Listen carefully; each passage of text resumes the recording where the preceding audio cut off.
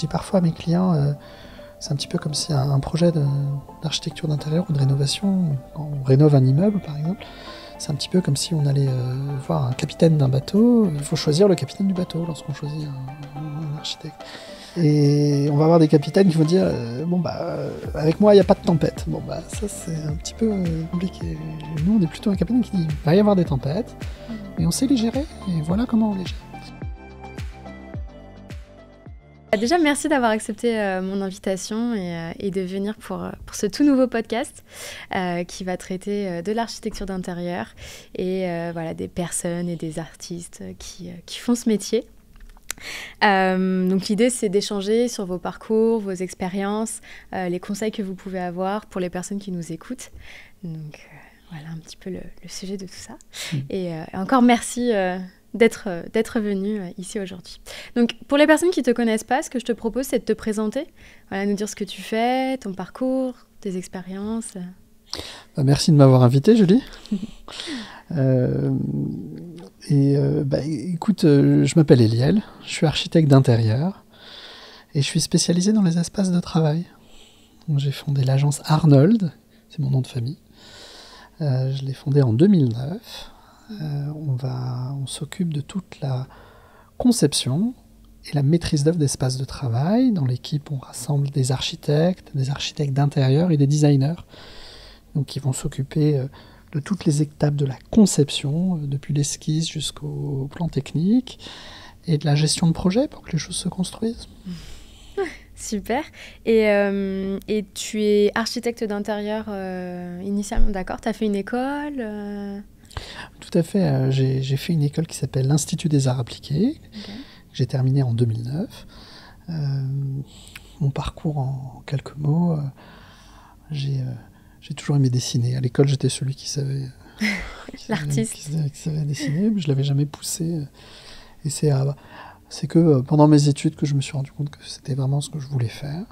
Et donc, j'ai fait une prépa artistique, et puis ensuite, l'ISA, donc l'Institut des Arts Appliqués, qui proposait un cursus d'architecte d'intérieur. Et donc voilà, donc ce que je trouvais très sympa, c'était que on dessine un truc et puis il y a des gens qui le réalisent. Donc c'est très excitant. On dessine quelque chose le matin, le tout dans des délais relativement courts. Un projet d'architecture d'intérieur, certains projets peuvent être réalisés en 1 mois, 2 mois, 3 mois. Donc il y a des projets un peu plus longs, mais les choses on voit les choses sortir de terre assez rapidement. Donc voilà, c'était ça qui m'avait attiré là-dedans. Super. Et du coup, dès que tu es sorti de l'école, tu as monté ton agence de suite, quoi. Ouais, même pendant l'école. Ok. C'était pas forcément prévu, mais j'avais un copain qui avait besoin de faire un stand pour un salon professionnel. Et là, en dernière année, il m'avait appelé, il m'a dit je voudrais que tu dessines mon stand. C'était le salon de l'équitation, et j'avais dessiné le projet, on l'avait réalisé avec un budget complètement délirant. Il n'y avait pas de budget, il n'y avait pas de temps, il y avait rien, on l'a sorti en temps et en heure. Et donc à cette occasion, je me suis dit tiens, en fait, je pourrais me lancer. Et puis il y a un chantier qui est venu, puis un autre, et puis voilà, fil en aiguille. Ok, super. Et du coup, dès que tu as lancé ton agence, tu es directement allé vers les bureaux ou non, tu as fait du particulier avant J'ai essayé un peu de tout au début. Ok. On a fait des projets de luxe, de haut de gamme, d'appartements haut de gamme. On a fait la restauration de domaines, notamment on a fait un grand domaine du XVIIIe siècle à côté de Paris. Incroyable. On a restauré, il y avait 6 ou 7 dépendances, un château, une piscine qu'on a construit là-bas. C'était super parce que ça nous a énormément appris sur comment analyser un espace existant bien en détail, de le dessiner en détail pour bien comprendre comment le rénover. Et puis un jour on a eu des bureaux à faire. Et j'ai beaucoup aimé ça parce que je trouvais qu'on avait énormément de liberté. Paradoxalement, dans un projet notamment de logement, il y a des parties prenantes très engagées émotionnellement. Et, dans les espaces professionnels, dans les espaces de travail, j'ai trouvé que j'avais une grande liberté de dessin et de création, puisqu'on nous livrait un projet, on nous faisait confiance. Et donc j'ai aimé ce rapport-là, et ce qui nous a poussé de fil en aiguille, à spécialiser l'agence vers les espaces de travail. Ok. Ouais, c'est vrai que mon prof d'école, lui, s'est spécialisé dans les boutiques de luxe. Et à chaque fois, il nous dit, les particuliers, j'ai fait une fois et je le ferai plus. Parce qu'apparemment, c'est d'autres contraintes, on va dire, par rapport à des boutiques, des hôtels ou des bureaux, des institutions comme tu fais, quoi. Oui, c'est souvent des clients qui vont énormément aller, qui vont être très attirés par un détail qui leur tient à cœur. Et parfois moins de vision globale du projet. On est plus à l'aise à travailler dans ce genre d'environnement, effectivement. Mais ça convient bien à d'autres profils. Et voilà, ça marche aussi. Et pourquoi l'architecture d'intérieur? Parce que du coup, tu disais que tu aimais le dessin. Pourquoi particulièrement ce métier-là plutôt qu'un autre? Je ne sais pas, par exemple, dessinateur pour des animés ou des choses comme ça. J'avais hésité à un moment donné à faire les beaux-arts. Okay. Et je crois que ce qui m'attirait dans l'architecture d'intérieur, c'est aussi le côté entrepreneurial. Il y a un aspect très concret. Les choses vont être réalisées dans un cadre fonctionnel, ou ce qui appartient au monde réel, quoi, et donc je crois que c'était pour moi une manière de faire les deux, donc en même temps être créative, le crayon à la main, de dessiner, et en même temps aussi d'avoir les pieds sur terre, avec des clients, donc j'aime bien aussi ces contraintes-là, les choses doivent se faire dans un délai, dans un budget.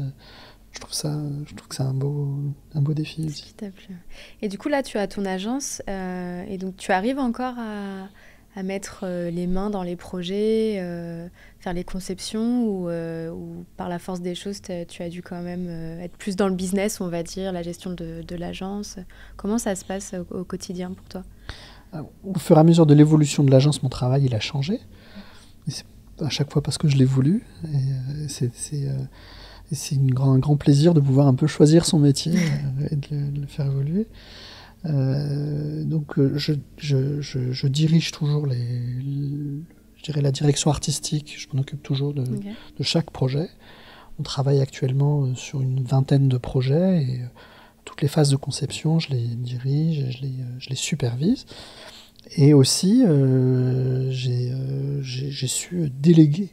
Et les architectes de l'agence sont chefs de projet. Ils ont chacun leur projet qu'ils font suivre de A à Z. Donc, par exemple, aujourd'hui, j'ai une architecte, Laetitia, qui travaille. Elle est en train de rénover une ambassade. Elle connaît les clients depuis le début. Elle a fait toute la conception. Là, elle a consulté les entrepreneurs. Et on va démarrer le chantier dans quelques semaines. Et c'est elle qui va le diriger. Donc, et en même temps, à chaque étape de conception, j'étais présent. Et il y a un certain rendez-vous client que j'assure toujours. Donc, c'est une implication qui est différente qu'à mes débuts. Mais pour moi, il y a des points très importants auxquels il faut être toujours présent et attentif, notamment en fin d'APS, avant projet sommaire pour les intimes, où là, vraiment, il y a la stratégie du projet qui va être dessinée, où là, il est très important d'être présent. Ok, ouais, super. Et qu'est-ce qui te passionne dans ce métier? Donc, tu dessines, tu fais la conception, mais vraiment la passion qu'il y a pour toi? Je crois qu'il y a ce qui n'a pas changé, c'est toujours passionnant ce que je te disais, c'est tu dessines un truc, et puis assez rapidement, pof, ça va, le volume va prendre, au bout de quelques semaines, on a des dizaines d'ouvriers qui vont monter ce qu'on a dessiné. Ça, c'est toujours excitant et passionnant. Il y a un vrai plaisir, un plaisir de construire, je dirais. De prendre vie, quoi. Un autre plaisir, alors ça qui m'est venu peut-être plus avec le temps, c'est mettre en place un vrai travail d'écoute des maîtres d'ouvrage, des clients. Ça, c'est une particularité de l'agence, c'est de faire des projets, je dirais, sur mesure. Donc à l'écoute des enjeux, des besoins de nos clients, que ce soit un expert comptable qui refait ses bureaux, ou un avocat, ou un institutionnel. En ce moment, on est en train de refaire une fondation, et de bien comprendre les enjeux des équipes, la manière dont ils travaillent. On est un peu comme le psy d'une institution, on les écoute et on essaye d'accoucher un projet avec eux.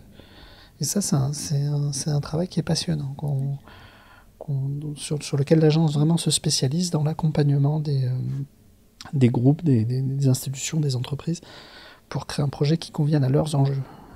Donc on est moins sur un design d'auteur que sur un travail d'écoute et d'accompagnement pour faire du sur-mesure.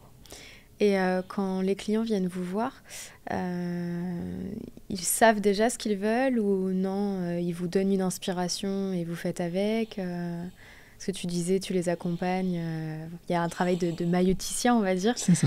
Et donc souvent, ils viennent te voir en te disant, bon là, Eliel, je veux ça, ou au contraire, aide-nous, comment ça se passe?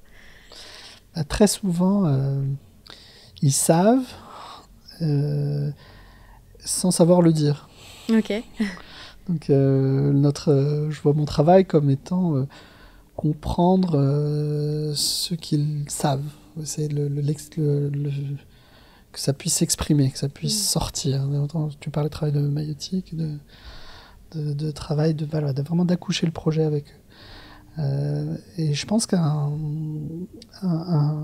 espace de travail sur lequel il y a eu cette démarche, ça va devenir un espace de travail vivant. C'est d'ailleurs comme ça qu'on a appelé l'agence Arnold, des bureaux vivants. C'est quoi des bureaux vivants? C'est des bureaux qui correspondent aux enjeux des usagers, des maîtres d'ouvrage, des clients. Et c'est pas une question de budget, c'est pas une question de luxe ou pas, c'est une question vraiment d'écoute. Et force est de constater que c'est pas toujours le cas de tous les espaces de travail. On a des espaces de travail avec des dalles de faux plafond 50-50 ennuyeuses, un éclairage qui clignote, des dalles de moquette ennuyeuses, une mauvaise acoustique, puis on se balade dans un couloir, bam, on se prend un objet, l'imprimante mal placée en travers du chemin. Donc de travailler la lumière naturelle, l'éclairage artificiel, l'acoustique, la ventilation, vont nous permettre déjà techniquement d'avoir un espace dans lequel on se sent bien. Et quand cet espace il est conçu de manière à répondre aux enjeux des maîtres d'ouvrage, eh bien, ça devient un espace vivant qui convient. Ça ne peut être qu'un succès. Le projet ne peut être qu'un succès quand on s'y prend de cette manière. Et à contrario, j'ai vu un exemple frappant il y a quelques mois d'une institution importante qui avait mis des moyens phénoménaux vraiment, ils ont coché toutes les cases. Il y avait la table la plus chère, la cuisine la plus chère du marché, dans un lieu absolument incroyable, le revêtement de sol le plus cher du marché, etc., etc., et des équipes qui s'y retrouvaient pas parce qu'elles n'avaient pas été consultées pendant le projet. Et donc, il y avait quelque chose de très beau, mais qui correspondait absolument pas aux enjeux. Il y avait un vrai mal-être dans l'espace de travail. Et alors, ils nous ont fait intervenir. Et là, notre approche, ça a été de ne pas partir d'une page blanche, mais de bien comprendre l'existant, de comprendre les points irritants, qu'est-ce qui ne marchait pas. Je pense il y avait une très belle cloison vitrée dans un espace de direction. C'était tellement beau qu'il n'y avait aucune acoustique, qu'on entendait tout. Et donc, c'était de remplacer ce point-là. D'amener un petit peu plus de cloison aujourd'hui avec de plus en plus en visio, et donc on a de plus en plus besoin d'être dans des espaces cloisonnés. Donc voilà un exemple où les besoins n'ont pas été suffisamment analysés, exprimés, et donc où il est nécessaire de faire ce travail-là. C'est vrai que ça c'est primordial de faire intervenir les équipes, les employés, parce que pour avoir travaillé en ressources humaines, une mauvaise communication, un manque d'implication des équipes, ça peut être dramatique. Et alors, pour l'endroit dans lequel ils travaillent tous les jours, c'est sûr que s'ils ne sont pas impliqués, ils peuvent être en friction avec le management ensuite, d'une façon dont on se doute peu. Absolument, absolument. Ouais. C'est pour bien s'y sentir, pour que ce soit un espace de travail vivant, y a besoin d'écouter. C'est primordial, absolument. Ok. Et je suppose que durant ta carrière, tu as rencontré des difficultés, des projets plus ou moins faciles. C'est quoi le projet le plus difficile auquel tu as eu à faire et comment tu l'as géré ? Je pense que le premier projet, c'était pas mal. Je dormais pas beaucoup avant les réunions de chantier. Au fur et à mesure, ça allait mieux. Je pense d'un point de vue technique, je pense aux IGH, les immeubles de grande hauteur. Il y a certains immeubles de professionnels, des immeubles de bureau, rentrent dans une catégorie qu'on appelle les IGH. Donc c'est par exemple la tour Montparnasse, dans laquelle nous sommes, dans laquelle on enregistre, et où il y a un règlement incendie et de sécurité extrêmement précis, beaucoup plus exigeant que pour le code du travail ou que pour les établissements recevant du public. Et on en a fait quelques-uns et c'était coton. Ouais. Et tu rénovais tout l'immeuble ou juste une partie ? On avait rénové la base d'une tour et puis des bureaux dans la tour. Non, c'était une partie. Okay. Mais c'était des plateaux de plusieurs milliers de mètres carrés.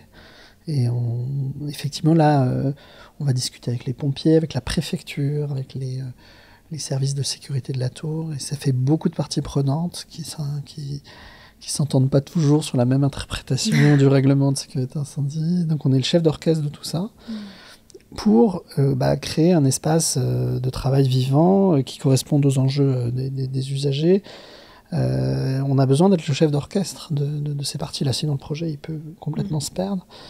Et ça demande beaucoup de ressources, beaucoup de patience aussi. Et donc c'est des espaces de travail, c'est coton à gérer. D'où le fait que tu dormais très peu au début. Et c'est des sujets que tu avais vus à l'école où tu as appris ces normes, ces réglementations, tu as appris sur le tas. Comment est-ce que ça s'est passé ? Je crois que l'école, ça m'a apporté quelque chose de fondamental et que j'aurais mis beaucoup d'années ou j'aurais eu beaucoup de difficultés à acquérir par ailleurs. C'est, je dirais, l'accès à structurer sa curiosité, voilà, le fait d'aller voir régulièrement des expos, de se connecter en fait à un certain monde et à ce milieu-là. Là, on a la chance à Paris d'avoir énormément d'expositions de grande qualité, de s'intéresser aux bonnes revues, aussi de savoir créer, tout simplement de comprendre ce que c'est une grammaire graphique, architecturale, de pouvoir la déployer,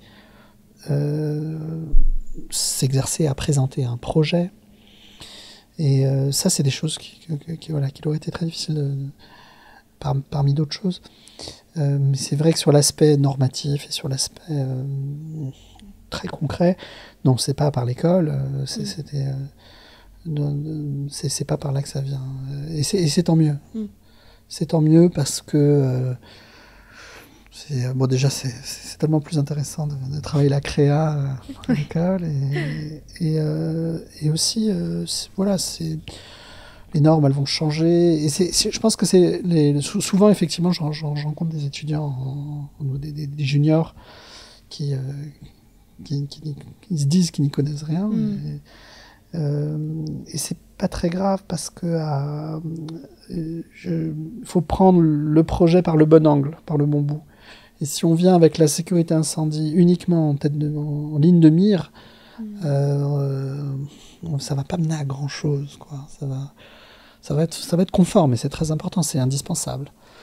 Mais c'est pas ce qu'on nous demande, c'est pas l'objectif.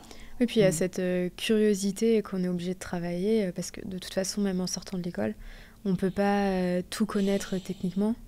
Et donc, c'est un travail très personnel. Nous, c'est vrai que nos profs passent leur temps à nous dire ça.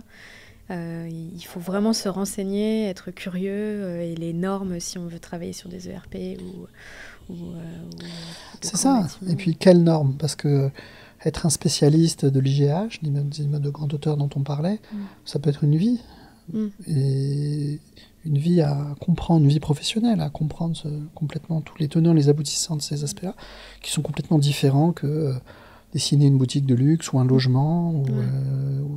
Donc l'école nous permet de nous outiller, et ensuite c'est dans le monde du travail qu'on va, au bout de quelques années, commencer à devenir expert de l'aspect normatif et technique. Et puis on travaille jamais seul aussi, on est entouré de bureaux d'études techniques. On va avoir des bureaux d'études en sécurité incendie, en thermique, en ergonomie. Les artisans aussi, les entrepreneurs nous font part de leur expertise. Donc donc faut pas avoir peur de la technique, ça va venir. Il y a de l'aide de la part des artisans qui sont spécialisés dans leur métier, par exemple l'électricien, le plombier.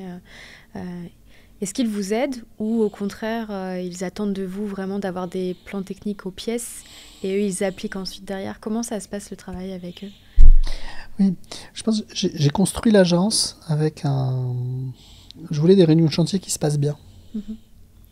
Et pour moi, ça veut dire travailler avec des gens avec qui c'est fluide, avec qui on va arriver à communiquer et qui vont nous aider et on va les aider. On les aide énormément et ils nous aident beaucoup. Donc pour nous, c'est un critère de sélection d'un artisan qui est même parfois plus important que est-ce qu'il va maîtriser tel ou tel détail. Parce que ça, il peut l'apprendre, on peut l'orienter, on peut le former. Par contre, quelqu'un qui sait collaborer, nous aider sur un chantier, ça fait plus partie de lui, de ses aptitudes, et pour nous, c'est indispensable. Oui, il y a un savoir-être qui est primordial, quoi. Complètement. Et c'est bien que les architectes de l'agence vivent des réunions de chantier paisibles. Et on peut se concentrer sur les vrais sujets, sur les bons sujets, sur comment atteindre les objectifs de l'entrepreneur, de maître d'ouvrage de nos clients, comment faire de belles finitions, comment respecter les plans, et travailler à ce moment-là de manière plus agile. Et quand il faut changer, on a des gens avec qui on peut discuter, avec qui on peut parler, qu'un système très rigide. Et tout ça est clairement dans l'intérêt de nos clients. Donc c'est une partie clé de l'agence. Okay. Et donc toi aujourd'hui, tu es spécialisé dans les bureaux, les institutions. Qu'est-ce qui te distingue par rapport à d'autres archis d'intérieur qui sont spécialisés dans le même domaine? Je pense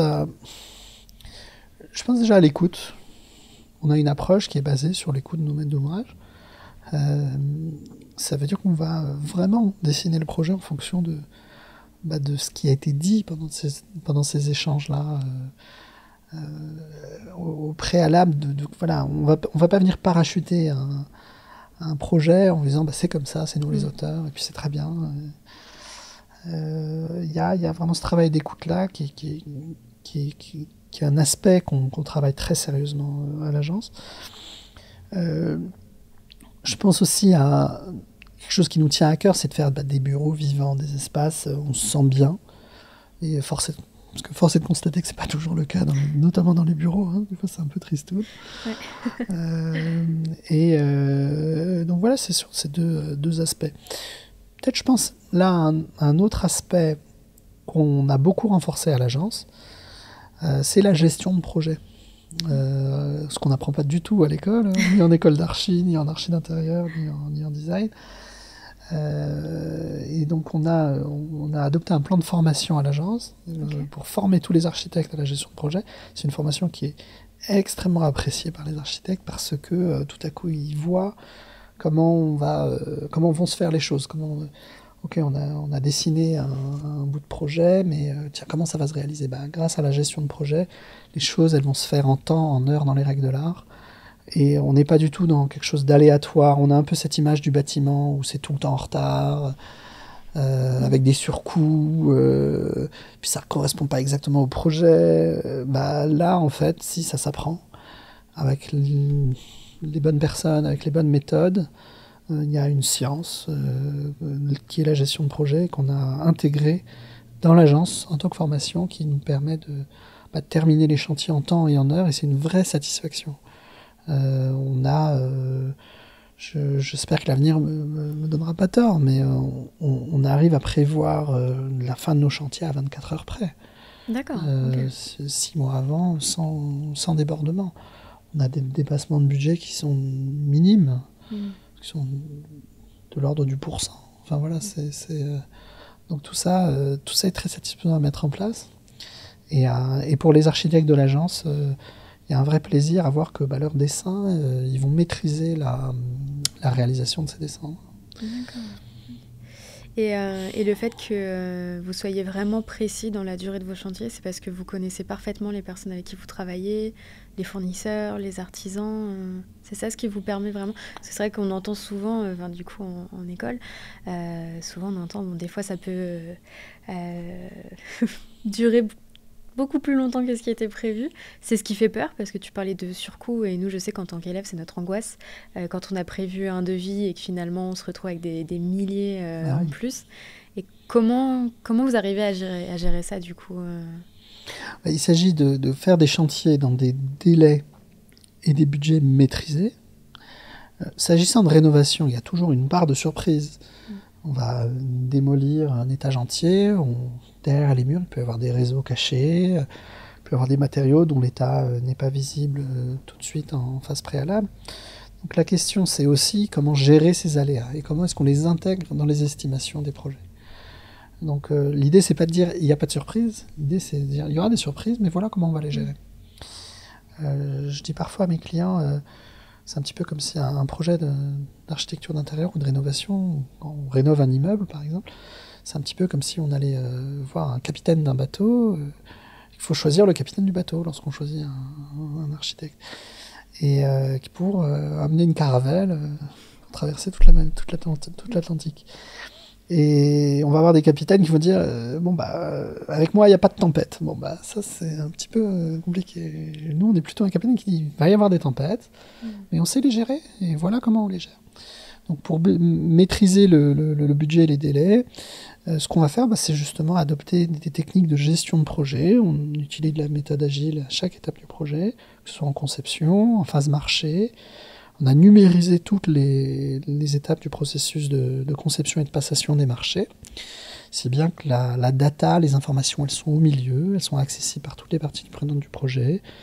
Et ça nous amène moins de coups de fil, plus de réactivité et des projets qui finissent en temps et en heure. Super. Sans oublier l'aspect humain que tu évoquais. Ouais. Effectivement, travailler avec des personnes avec qui on arrive à travailler, avec qui on arrive bien à communiquer, c'est très important. Tout ça dans l'intérêt du client, du maître d'ouvrage.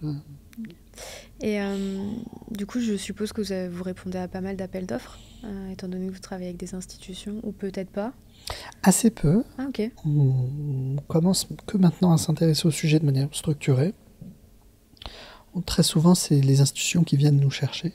D'accord. Et là, on a 3 chantiers institutionnels cette année. On a le siège d'un immeuble d'un organisme HLM à Paris 15e. On a 3 chantiers pour une fondation qui est dans la santé. On fait 3 immeubles de 2000 m², 3 plateaux.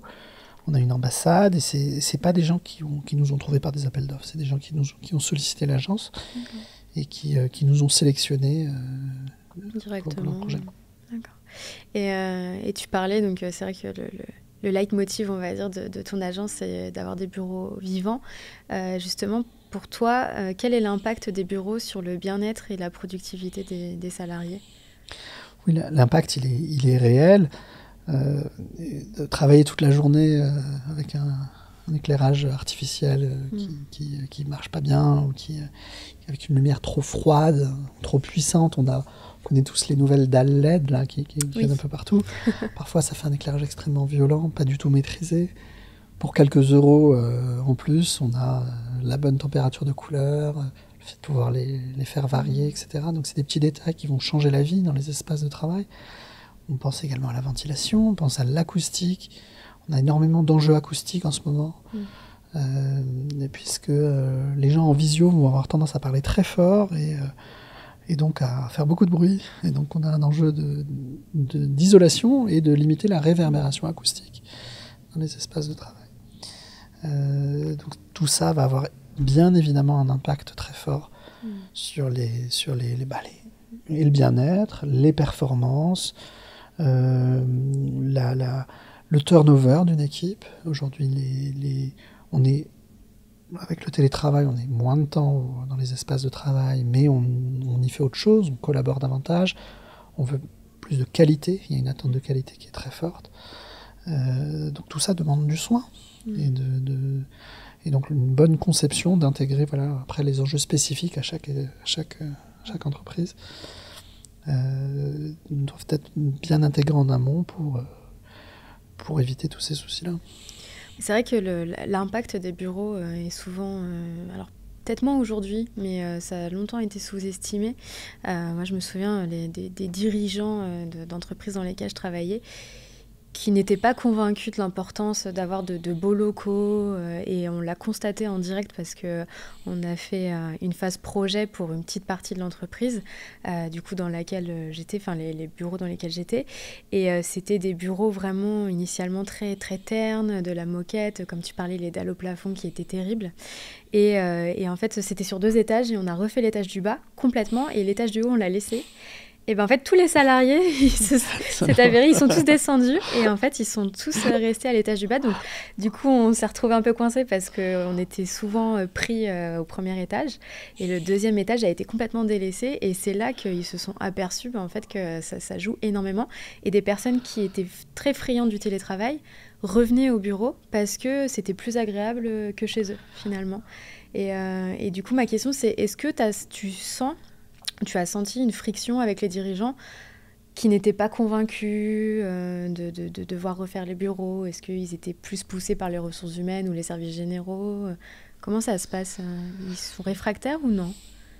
Alors j'aurais du mal à répondre à ta question parce que souvent lorsqu'on intervient, c'est que la décision a été prise de rénover, de faire le projet.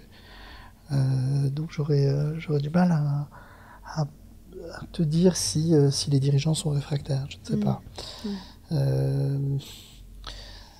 Ce qui est certain, c'est que le résultat est satisfaisant quand on a fait ce travail d'écoute-là, de bien recueillir les enjeux, tout de suite les équipes s'y sentent bien et effectivement veulent revenir dans les espaces de travail. Ça, c'est assez frappant, le fait que les gens, après être passés par la phase de télétravail, ils se rendent compte que c'est pas il y a quand même quelque chose d'assez sain le matin à venir dans un espace où on peut se concentrer, on peut échanger pour cette partie de notre vie qui est le travail. C'est en chaussons dans sa chambre, c'est pas toujours... C'est ça. Puis des fois, on n'a pas les meilleures conditions non plus à la maison pour travailler. Quoi. Tout à fait. Je le vois très souvent, on pense assez peu à l'impact sur la formation qui pour former des juniors en télétravail, c'est quand même très compliqué. Donc la pérennité d'une entreprise, donc ça passe forcément par la formation. C'est assez difficile de le faire si on est en 100% télétravail, quoi. Enfin, on est dans un autre modèle. Donc d'où l'importance du confort et d'espace de travail sur mesure pour revenir au bureau. Et justement, tout à l'heure, tu parlais, on revient de plus en plus au cloisonnement de par ces problématiques acoustiques, les visios où on parle très fort. C'est vrai que quand je travaillais en RH, on était plus sur cette tendance de complètement tout décloisonner, que des open space, tout ouvert. Et du coup, apparemment, là, de ce que tu dis, la tendance revient un peu au cloisonnement, à ces bulles. Alors, souvent dans les projets, on rencontre cette tension-là entre la nécessité d'échanger, de collaborer, d'être dans un open space, plus ou moins grand avec les collègues, parce qu'il y a plein de bénéfices, et aussi plein de limites, puisque quand je fais une visio, quand j'ai un coup de fil, on peut avoir par exemple des plateaux de commerciaux. Moitié de la journée, ils sont en train de parler très fort au téléphone. Et bien la nécessité de se mettre en retrait.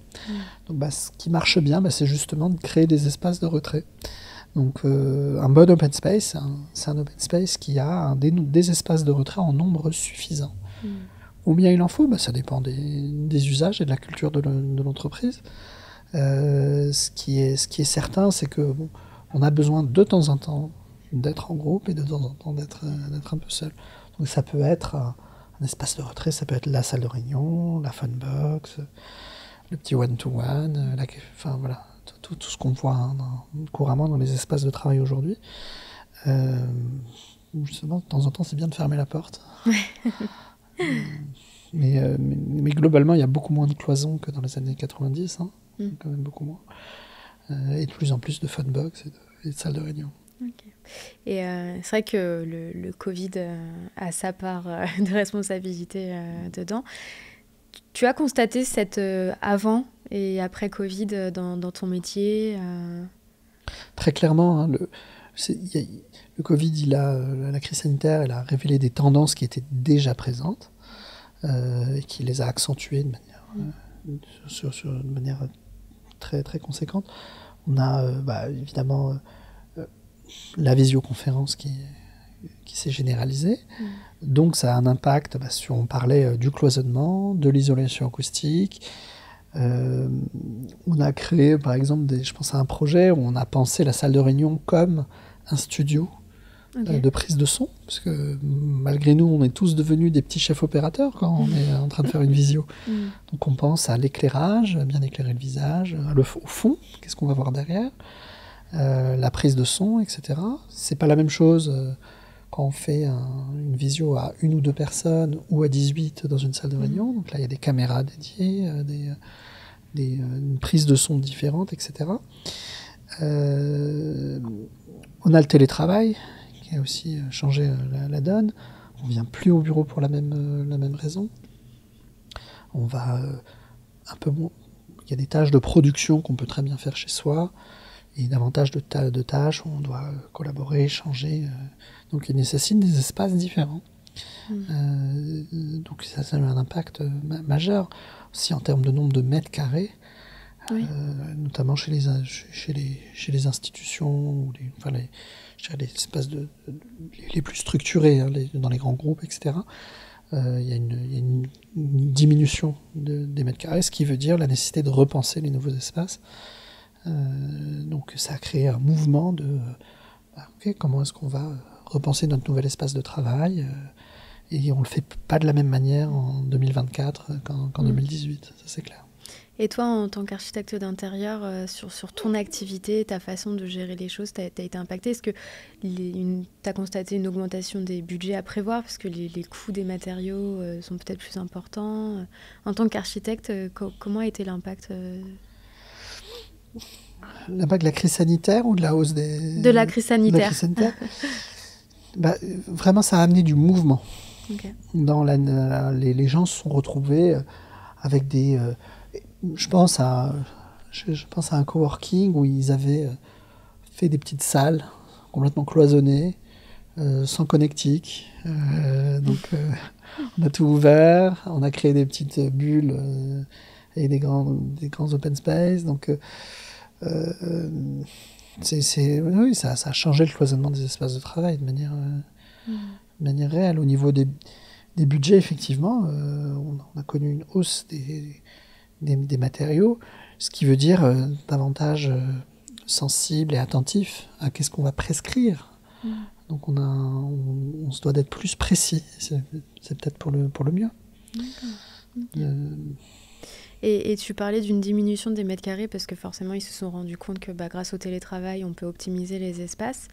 Est-ce que toi sur ton activité du coup ça a eu un impact ou pas vraiment Sur l'activité de l'agence, oui, ça a eu un impact plutôt positif, puisque beaucoup de gens se sont mis à repenser les espaces de travail. Ça tombe bien, c'est justement ce qu'on fait. Donc, c'est toujours un moment d'ébullition et de réflexion. À ça s'ajoutent des problématiques. On parlait de tendances accentuées par la crise sanitaire. On a clairement les enjeux liés au réemploi, à l'isolation thermique des espaces de travail. Je pense au décret tertiaire pour ceux que ça intéresse. Donc on a aujourd'hui, par rapport à au réchauffement climatique, des manières de rénover qui ne sont pas les mêmes qu'il y a 10 ans. J'ai en tête un exemple où je suis arrivé dans une banque, dans des plateaux, dans le bureau d'une banque, il fallait tout rénover. Je regarde un faux plafond en parfait état, extrêmement bien fait. Ils avaient déjà avancé dans leur projet. Il était évident qu'il fallait tout déposer, mettre à la benne et tout refaire alors qu'il était en excellent état. Il y a des réflexes comme ça. Donc on a dit, on pourrait le réutiliser, puis on ferait une économie de temps.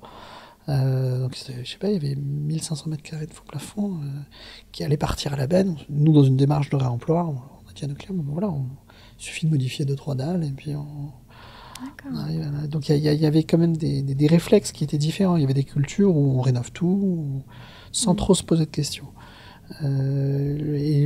Juste d'avoir en tête, se poser la question, tiens, il y a un existant, qu'est-ce que je peux réemployer? Et ça va pas forcément baisser le budget. Je vais peut-être pouvoir orienter le budget vers du mobilier de meilleure qualité ou mieux sourcé, etc. Donc on se pose les questions de manière différente qu'il y a 10 ans, clairement. D'accord, ok. Et grâce à ton expérience, aujourd'hui, quels seraient les conseils que tu donnerais à de jeunes architectes d'intérieur qui sortent d'école ou qui sont en reconversion, qui souhaitent se lancer Des gens qui veulent se lancer en architecture d'intérieur. Exactement. Moi, j'en aurais 2. C'est déjà de s'écouter soi-même, puisque c'est un métier qui demande énormément d'énergie. On a tout le temps plein de choses à apprendre, donc ça demande beaucoup d'efforts. Donc il faut vraiment le vouloir. Faut faire ce qu'on a envie de faire, quoi, pour pouvoir parvenir à mettre toute cette énergie au service, que ce soit un projet en agence ou même employé comme une agence. C'est des métiers intenses dans lesquels mes architectes travaillent beaucoup. Et donc faut être sûr de vouloir le faire et être bien au clair là-dessus déjà en soi. Et le deuxième conseil, c'est de savoir aussi écouter. Écouter ses clients. Je pense que ça prend aussi du temps et c'est extrêmement enrichissant. Donc voilà, je dirais que c'est s'écouter et écouter les autres. Voilà. Super. Merci. J'espère que tes conseils aideront les personnes qui nous écoutent. Merci Julie. Merci en tout cas d'être venue encore une fois. Et juste avant de terminer, est-ce que tu aurais quelqu'un à conseiller ou que tu aimerais entendre dans ce podcast alors là, écoute, tu me prends de court. Écoute, je pense que il y a quelqu'un en particulier. Là, j'ai pas de nom en tête, mais je pense que dans ton podcast, peut-être que de faire intervenir des artisans, ça pourrait être très intéressant, puisqu'on n'est rien sans nos artisans. Je pense aussi à nos ingénieurs. Il y a des bureaux d'études ou des artisans qui pourraient, à mon avis, être une belle piste. Et puis pour ton podcast, Julie, ça pourrait être vachement intéressant. En tout cas, j'ai hâte d'écouter la suite. Merci en tout cas pour ton temps. Et puis moi, je dis à très bientôt pour un prochain épisode. Et encore merci, Eliane.